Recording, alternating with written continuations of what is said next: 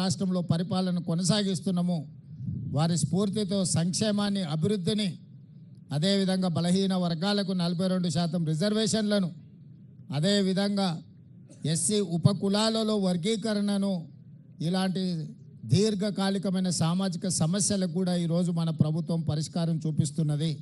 హైదరాబాద్ నగరాన్ని ప్రపంచంతోనే పోటీ పడే విధంగా ఈరోజు ఫ్యూచర్ సిటీని నిర్మించుకోవడమే కాదు, ఈనాడు శాసనసభకు పోటీ చెయ్యాలి ఎన్నికల్లో అంటే 25 సంవత్సరాలు నిండి ఉండాలి.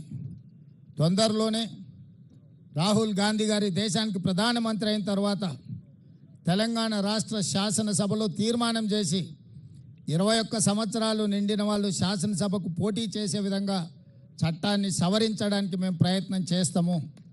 ఇవాళ 21 సంవత్సరాలు నిండిన చదువుకున్న వాళ్ళు ఐఏఎస్లు, ఐపీఎస్లుగా జిల్లాలను పరిపాలిస్తుంటే 21 సంవత్సరాలు నిండిన యువకులు శాసనసభలో ఉంటే ఈ దేశానికి ఎంతో మేలు జరుగుతుంది.